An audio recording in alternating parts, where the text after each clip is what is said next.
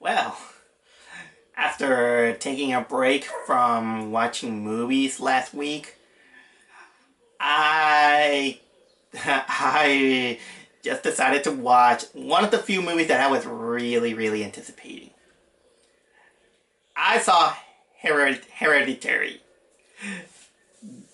I was waiting for this film for a long time. Me being a big fan of horror movies, mostly the good ones, mostly the bad ones. You will get a lot of different breeds every year. But I can't deny that each year, at least one or two movies, they decided to take a different approach instead of just going for slasher horror or just spooky jump scare horror or something like that. And this is one of them. Hereditary is probably one of the smartest films I have seen this year, at least, in terms of horror, let's say. And I say that mostly because it is one of those different breeds of horror movies that you can see each year. I could say, and honestly, now that I think of it, many people will say that this is the second smart horror film, considering A Quiet Place. Now that I remember its existence, but honestly, oh man, how can I explain this? I like this. I like Hereditary better than A Quiet Place. I absolutely felt that I really liked this movie. But because I had a little bit of balls of steel sometimes, I wasn't too scared, but I admit that it's one of the most unsettling movies I have seen, at least for this year. So, man. Many people are comparing this movie as this decade's Exorcist, or this decade's Rosemary Babies. Let me put this into this perspective, at least on my perspective. I never saw Rosemary Babies, and I think I was 13-year-old when for the first time I saw The Exorcist. And I wasn't too scared, I'll say, even though I can understand why people feel disturbed of it, mostly because of the religious tones that it has. Because I have a firm belief that the more you approach the religious aspect and the sentimental aspect of making horror films, that affects people. That, and with the slight combination of ambience, storytelling, character development, background noises, sound, and with the correct mix, you're gonna get a movie that it can't even blow your mind in terms of being nervous. Kind of like 2 years ago, The Witch. I love The Witch. That film, I think, was the last film I felt really legitimately scared. And I was hoping that Hereditary could bring me into that same level. In a way, it did and didn't at the same time. But still, I came out thinking about it. And if a movie makes me think, that is enough to give you thumbs up on recommending the whole movie. So I have to talk to you about what are my thoughts about the movie, and I warn you that it's gonna contain spoilers. I can't help it because you can't talk about Hereditary without going with a few spoilers.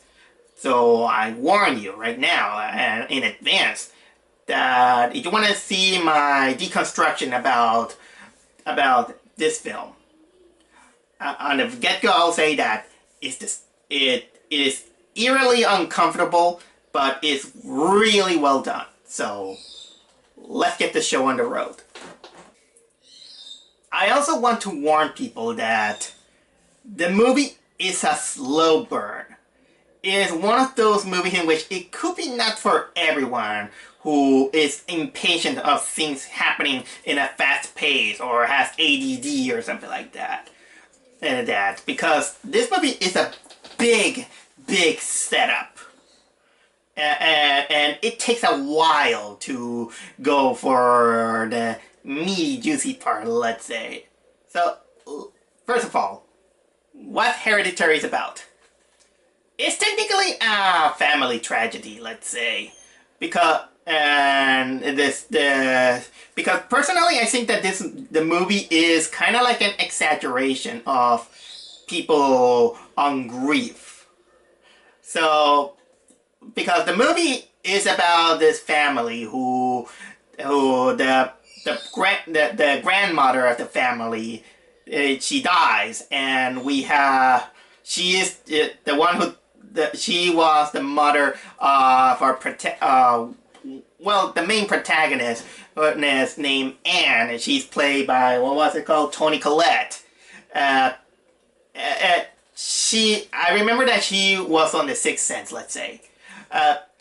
She died, and, well, the relationship between Toni Collette, the character named Anne, and the grandmother, well, the mother, let's say, it wasn't exactly the best of them all. She's a little bit on grief, but she's also kind of resentful to the mother because, well, she just kept to herself. She was angry towards her, and no, not angry towards her, distant to her. She closed her mind and all this stuff. The only thing that the grandmother has is that she was very very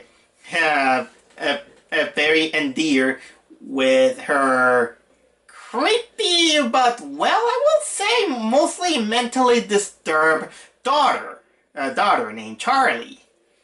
And what I mean about creepy / mentally disturbed girl is that it is kind of like this girl who always kept for herself. She looks up to the grandmother a lot. She always carries this sketchbook, and she kind of likes to draw, let's say, creepy childlike things. That I can admit that for a child is okay, let's say. And she always kind of looked like she's a little bit. How can I imagine? She's pudgy. her hair is messy. She has allergy to peanuts. I'll get into it. And she also has that strange hobby in which, while looking kind of like this emotionless demonic robot, like a typical creepy kid like this, she has this hobby of constructing things, let's say, kind of like an artsy style, but sometimes it gets very eerie because almost during the beginning of the movie, after when we see her chopping the head of a dead bird, dead pigeon with scissors, only to make it like a head of a doll, let's say.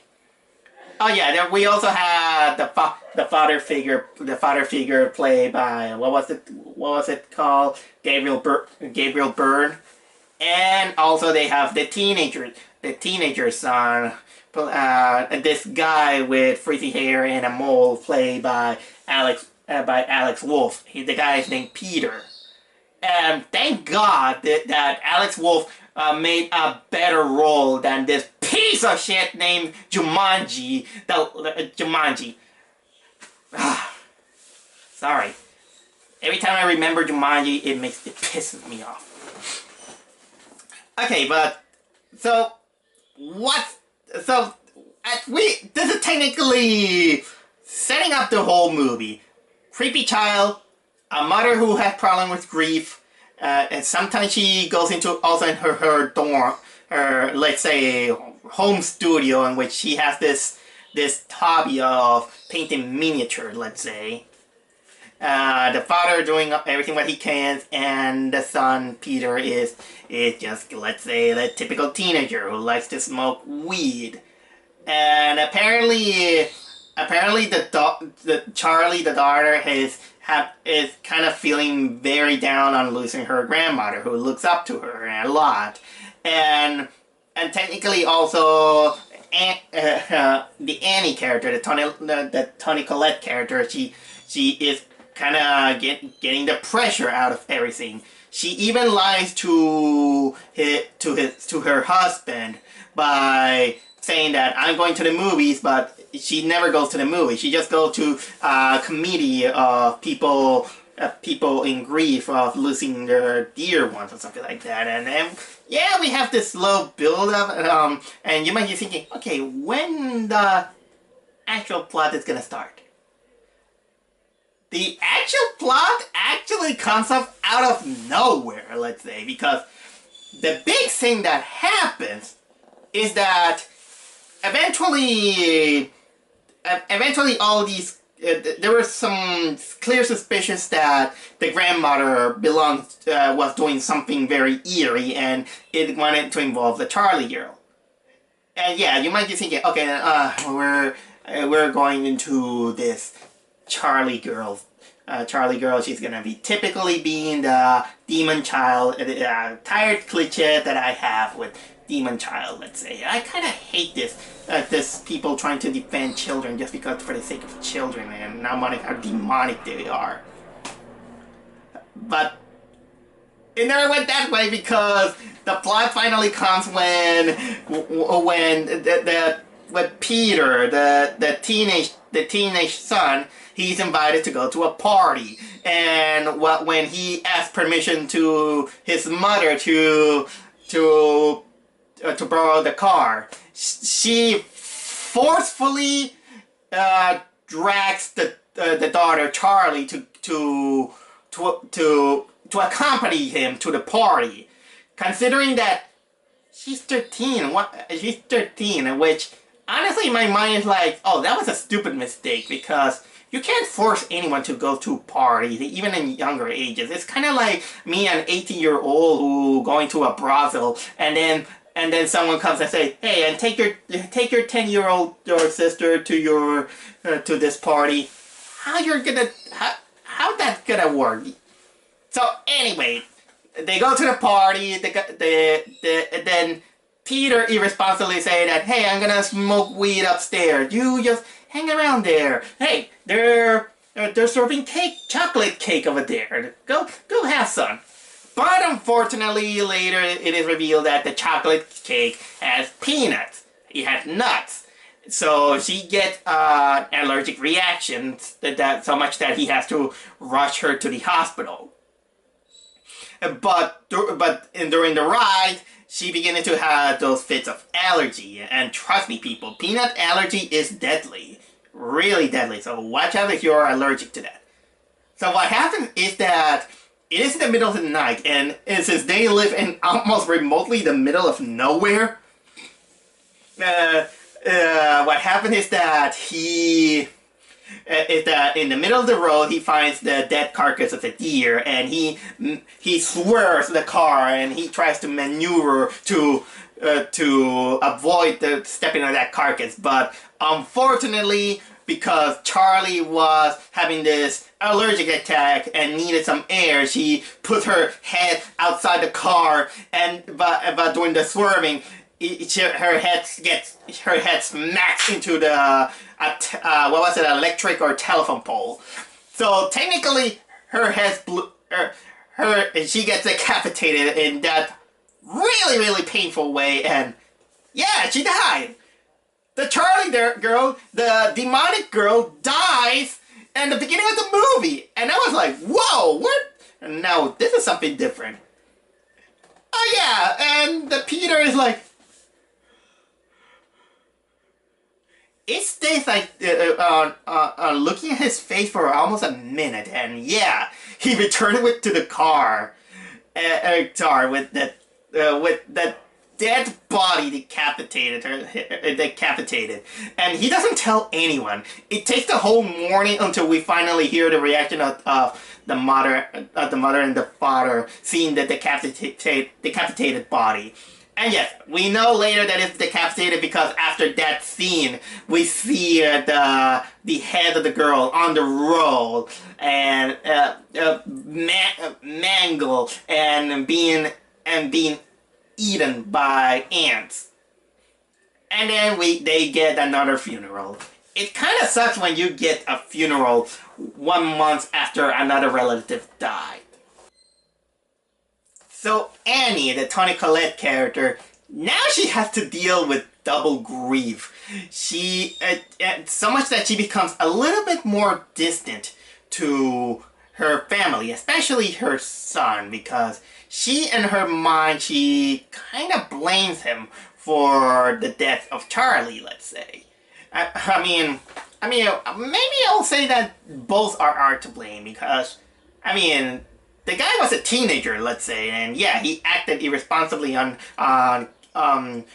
not realizing what the cake was made of, let's say. But let's face it, that the mother also is also to blame because seriously, sending a child to a high school party, let's say, that forcing her into it.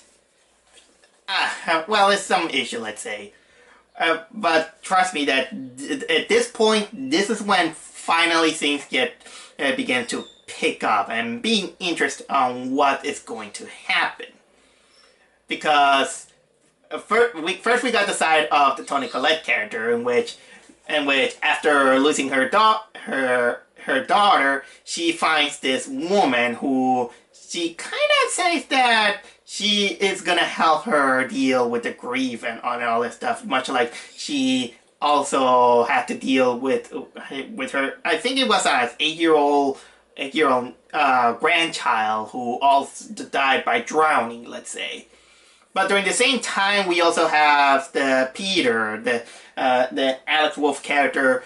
They're kind of becoming a little bit more grief-stricken because, well, he's responsible for the death of his sister, and you see him in most of the scenes kind of having this guilt really eating him up.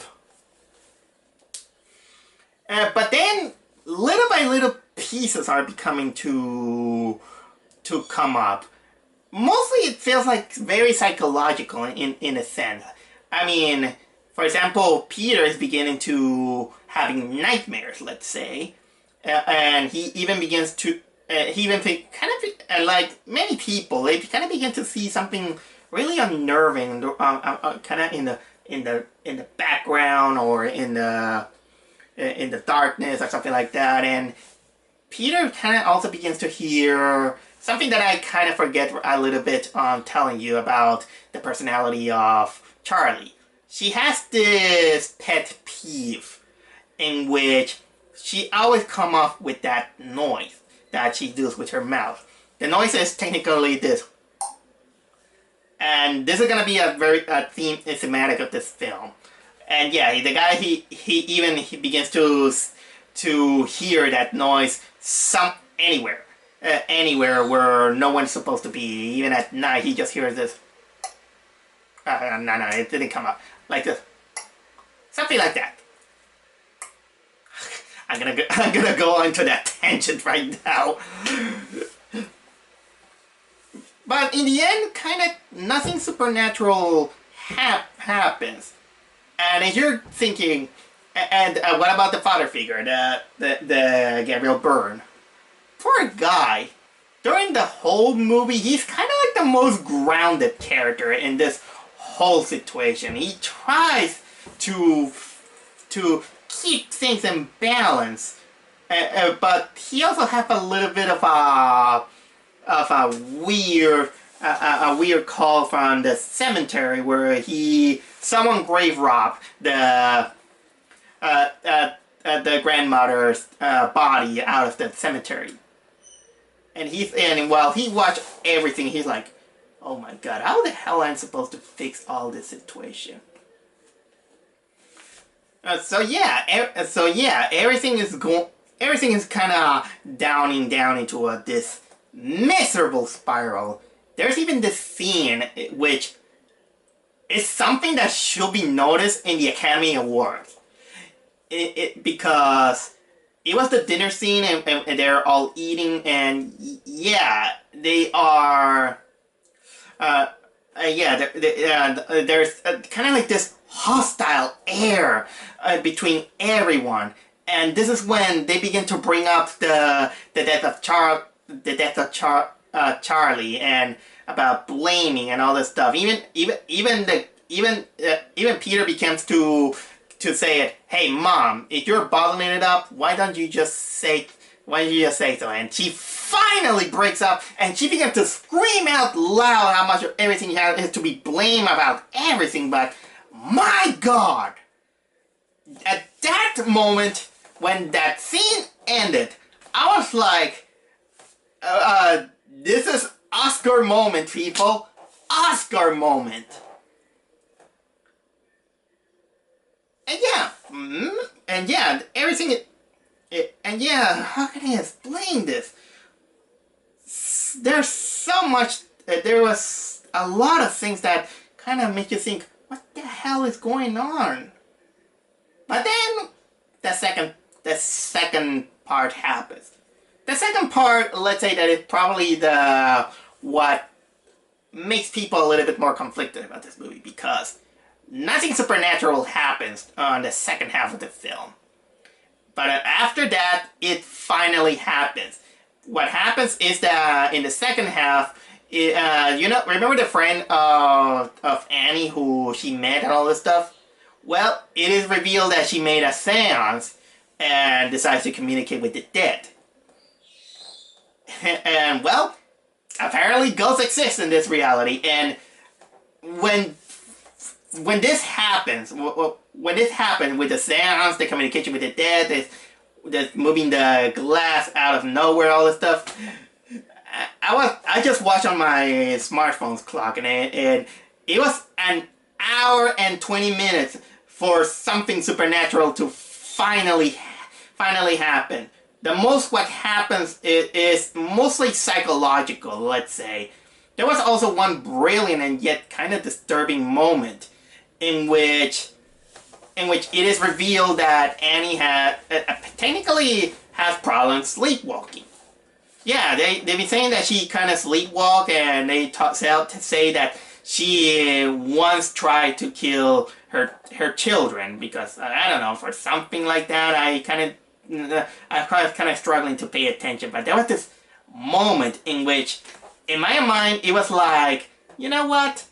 This is probably the realest feeling of a mother, in which it was that she technically felt like she was sleepwalking. She finds her son in the bed, and he's like, "Mom, what are you doing awake?" Yeah, and all this stuff, and apparently she kind of blurts out that she never wanted him. And yes, it was like, because I never wanted you to be born. Why do I get the feeling that, let's face it, I know that mothers are caring or something like that, but I think that there's an evil deep down that mothers kind of say that, you know what, in reality, I never wanted a child. Because childs are a big responsibility. Yeah, it's a big responsibility, kind of like dogs, and some mothers are fulfilled, some don't. It's just, but it's just a nasty feeling that I get. Sometimes I get too far overthinking these kind of mentality, but that moment was technically disturbing. I gotta admit that it was technically disturbing on how it was handled.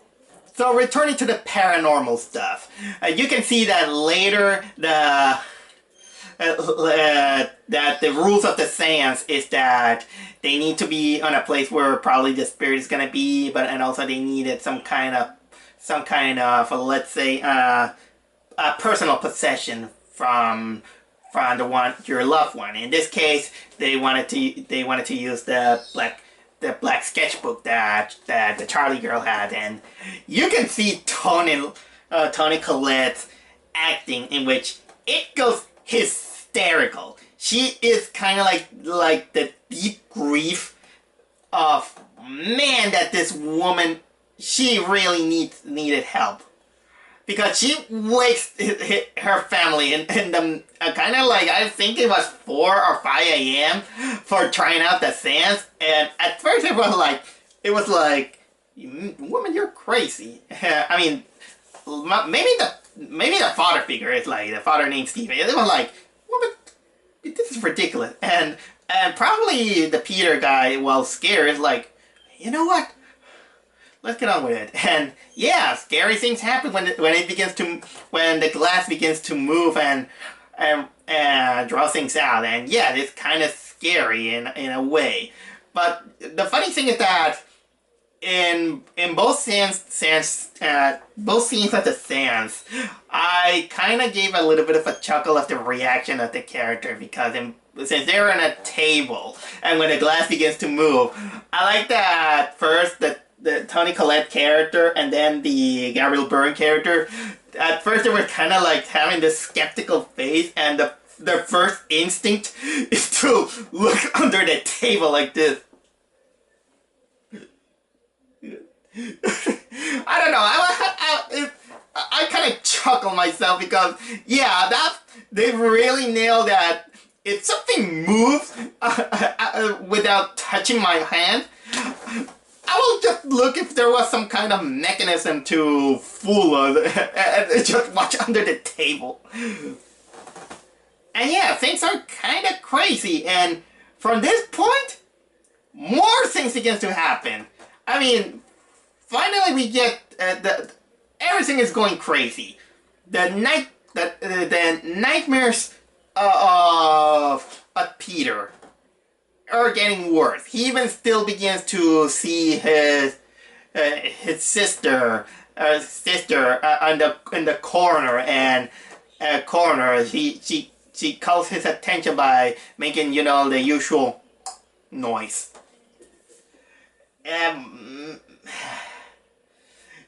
Yes, and then Toni Collette, she begins to see that probably calling the dead is technically not a good idea. She kind of begins to see that somehow the spirit within it took Peter as a target. He kind of cursed him, because she begins to see that the sketchbook is having drawings of her son, which are kind of in a very disturbing, how can I say, face, let's say.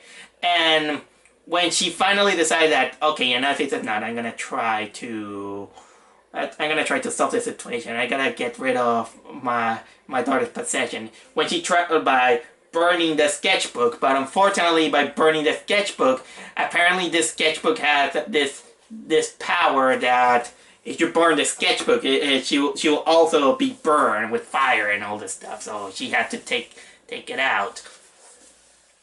And take it out. And the visions of Peter are getting worse. They even affecting his school life, to the point that something unnatural he begins to see. And then he begins not only to see it, but also feel it. I mean, that's when technically the climatic moment happens, in which first of all, with all that weird stuff happening, the Toni Collette character, she kind of begins to see that there was more to it than it. It shows that her mother did actually met that woman from. She also met that woman that she met, the one who introduced her to Sans and all this stuff, and it's because, and the big thing is that they were involved in a cult. Her mother was involved in a cult to demonic ritual of this demon named what was it called? I have it here just in case. Paimon. It was called. So let's have a little bit of a brief demonology class. Not because what you think of. It's mostly that I'm interested in art, and sometimes you have to go to the dark places to know them. So let's have a little bit of demonology class. Paimon is one of the kings of hell. He is a king who is mostly known to be one of the most obedient and the most loyal to the demon lord himself, Lucifer. He is mostly depicted as an effeminate man with a crown, and according to the writings, they see him that he is riding a camel, a dromedary, or whatever you're gonna call it. Which is funny because the movie never makes something, never alludes or never symbolizes someone riding a camel. That would be very curious, let's say. And you know what? He also has a little bit of a ritual symbolic symbol. I drew it mostly just to give you a little bit of an insight of how it looks like. Because the movie appears. It is a symbol like this. This symbol, even at the beginning of the movie, it appears. And, well, some ritualistic aspect. It is also shown at the beginning of the movie. Like, for example, in the grandmother's room that they lock, it has the circle and this triangle. That symbol. You see it almost in some corners here and there. There's writing on the walls there, and that ritualistic triangle, we see it finally in the house of of that lady who showed Annie the how can I say, the sands. We see her that she technically cursed Peter, and there is this scene in which Peter is outside in a lunchroom table outdoors, and he sees the woman. He's saying, "Peter, Peter!" Something kind of disturbing, something like this. And then during class, he kind of begins to feel that something is pushing him, and then bam! He kind of breaks his nose in the middle of the class. And then, I mean, wow! Not only the guy is getting injured, but also the father begins to see more clues about someone grave robbing the grandmother's tomb. And Toni Collette and Annie, not only she begins to see that there was something about this demon Paimon and her grandmother, which apparently they say that when you offer him something, you know, a deadly offer for the ritual and other stuff, Paimon will give them riches. This is a little bit that makes me question a little bit, because as a website said, I don't think that Paimon gives you riches.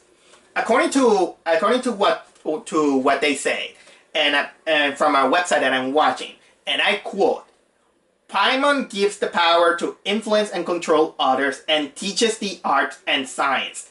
He provides good familiars and gives one position and honor. Okay, maybe it is true. He can reveal anything about the earth and one's mind. When he appears, he is attended by other demons. And here's the interesting part. Paimon is known to make noise. That's the most interesting part that I found out. And remember the noise? This is a clue. And I kind of like that the director really made his research out of it. Okay, and continuing on, not only the Toni Collette character finds out about her mother, she kind of begins to see that she wanted to see what's on the attic, and then when she goes up to the attic, it's filled with flies and the smell of a corpse. And much to her surprise, not only she sees the ritual circle, as well as some writing on the wall with the symbol this.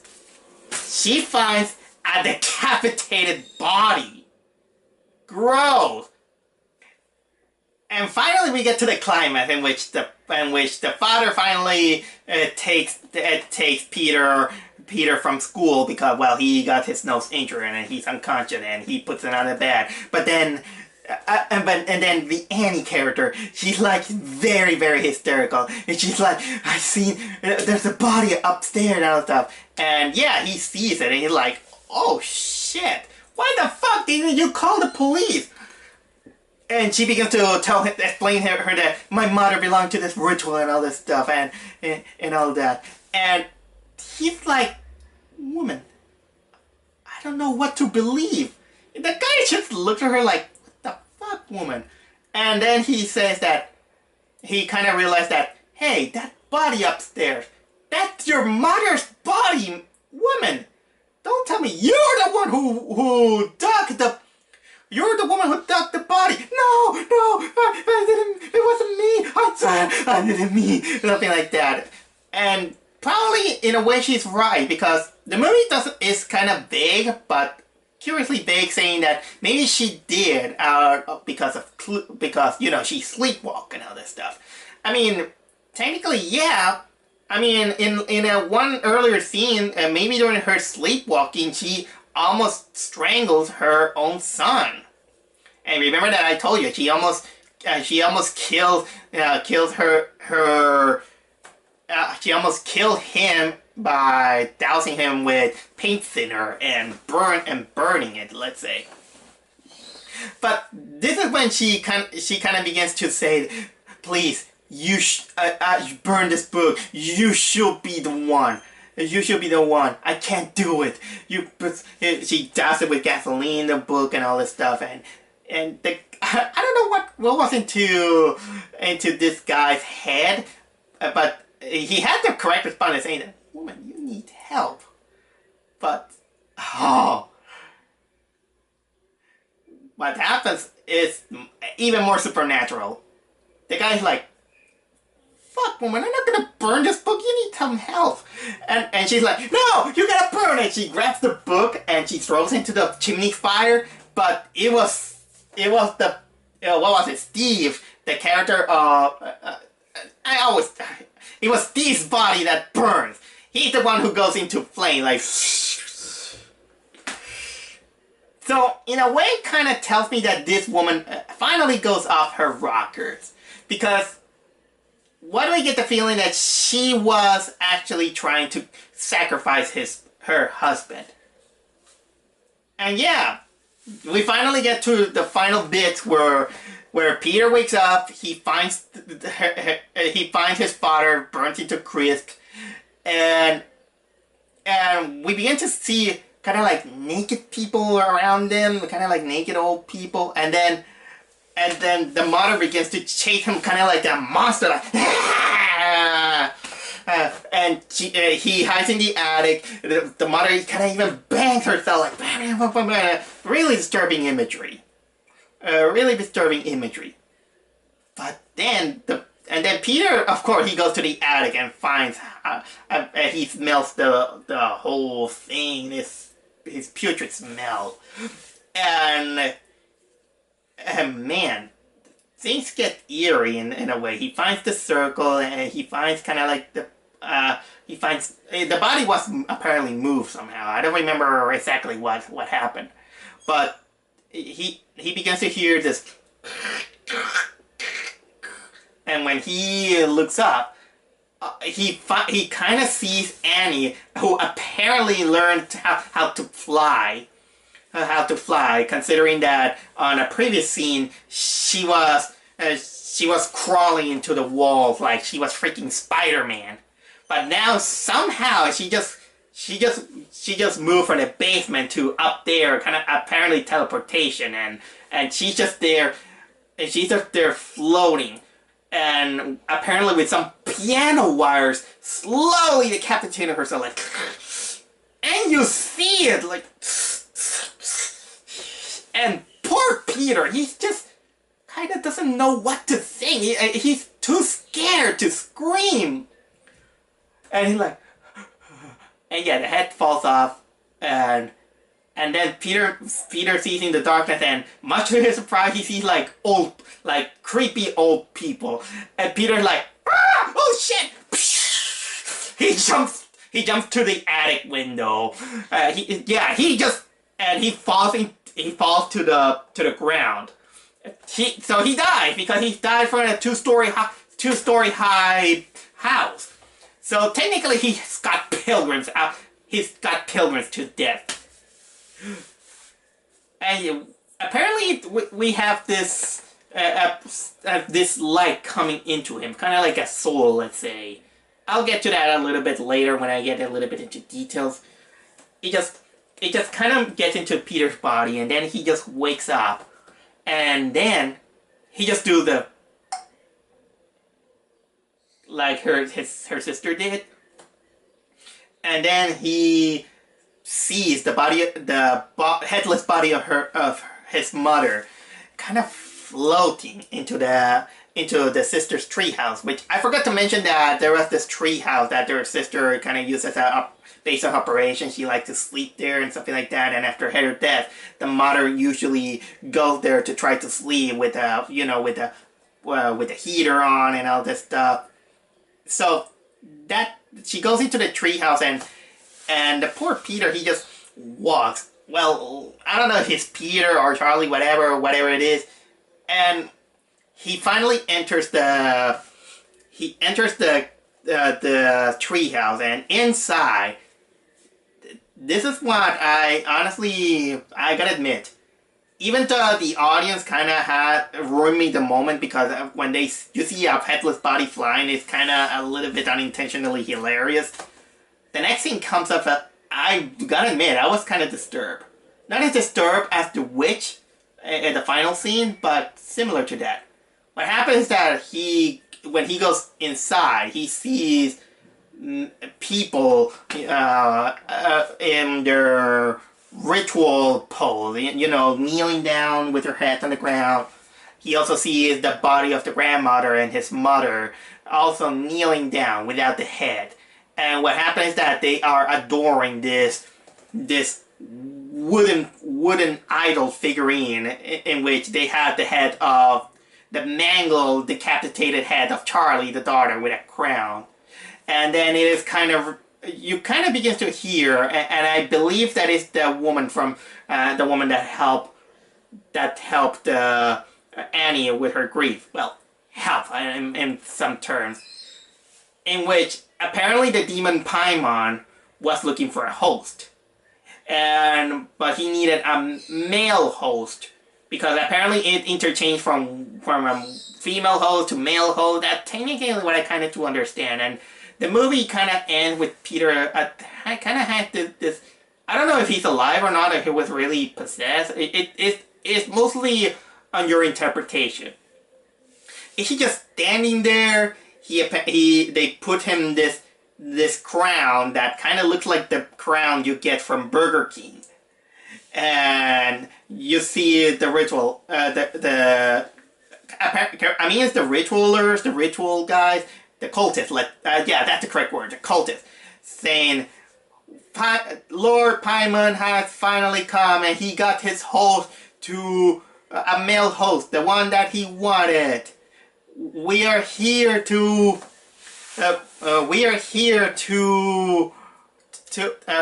worship you, our Lord. Hail Paimon! Hail King Paimon!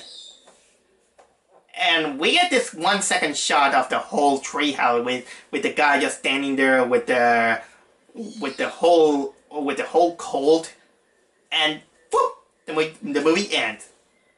And in my mind, I was used to being disturbed, but man, with that movie, I felt like this is a movie that I feel like I have to watch it again if I have to give this a very, very, very, very proper review out of it.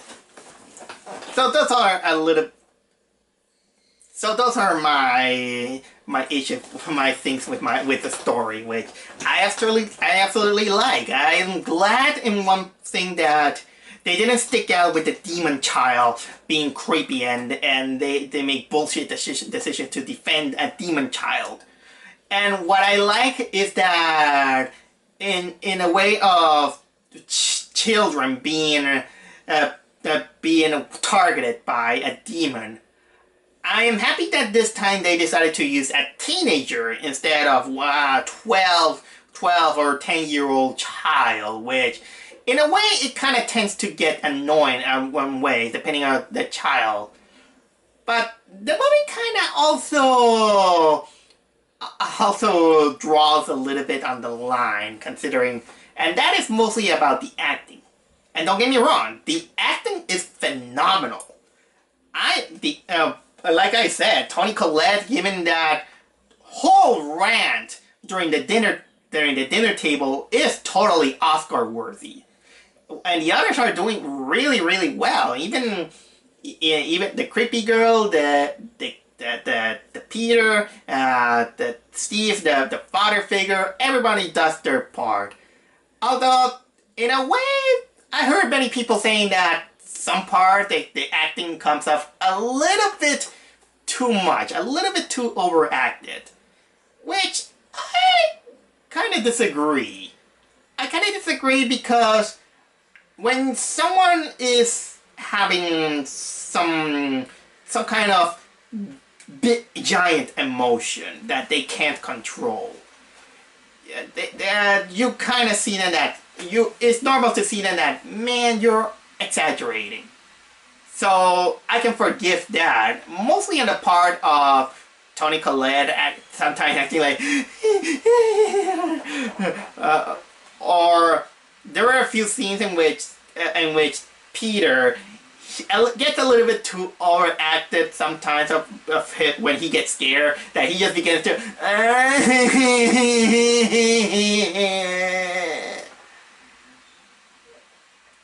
I understand, but trust me, teenagers can cry too. I kind of understand.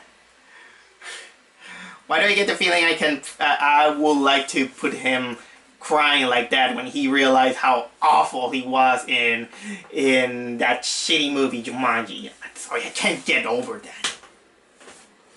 And as for scare factors, I like that the movie is aware that you don't need orchestral strings or jump scares to make a scary movie. It's mostly all about the mood, the darkness, the lighting, and sometimes even creepy music is enough to make you feel disturbed. And like I said at the beginning of this review, that the closer you are to sometimes some religious tones, it kind of turns to become a little bit more disturbing, in the sense that it is a little bit too close to faith.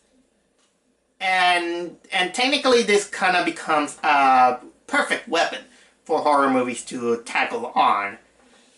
And yeah, when I see those horror movies and I discover about the name of a demon or something like that, I get this high curiosity to learn about them. I mean, The Witch gave us Baphomet. And it was thanks to The Witch that it inspired me to paint that painting that you can see on my video of my exhibition in Ringwood. And now we got Paimon, the Demon King. Don't worry, I don't intend on painting him. I got another thing on my mind that I want to continue it on. So see, I'm not a cultist, let's say. But man, there's some certain elements that it kind of makes me think that is it everything in their mind, and some things are vaguely explained, but that's okay. It gives you room to put the pieces together in your own mind if you pay attention. For example, you kind of do believe that probably it's on the mind of others, and yeah, sometimes you do believe that that most of the actions that happen is probably because the Toni Collette character is sleepwalking, and you kind of also try to believe that probably the burning incident with the father is actually Toni Collette burning him. So the more you talk and try to interpret this movie, it makes you feel great to try to put those pieces together. And that makes it a very, very good movie. Let's not raise the ego of this movie. I don't think that this movie is technically as big as The Exorcist or Rosemary Babies. I just think that it is a scary and good for you. It's a good film. But it takes a while to get to the supernatural part, or probably what you could say the juicier parts of the film. Even though the first half does its job really great on setting in motion this whole drama that apparently it is on the family. No wonder the movie is called Heritage. I tried to even think about why this movie is called Heritage. And yeah, it's a string of tragic events that apparently it unknowingly it passed down from generation to generation. And well, remember I saw the demon makes the noise because remember that I said that apparently King Paimon is known to make noises, and this noise is technically one of these noises. And yeah, it's slow, but it keeps you on the edge. You want to know more. Honestly, I will say that this is a million times better version of this god-awful movie called The Darkness, and a better version of that other god-awful movie called The Other Side of the Door, in which The Darkness is about family tragedy, but it had bullshit writing and a bullshit insult to people with autism.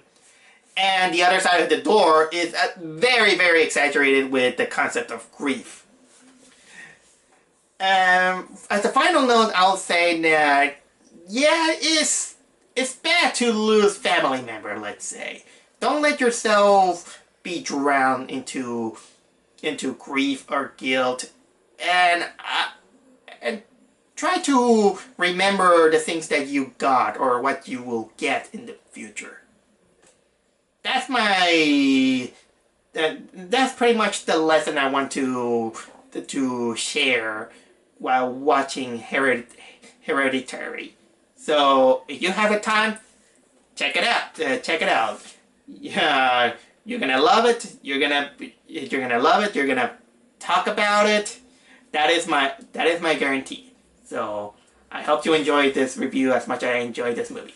So thank you for hearing me, and I wish you luck.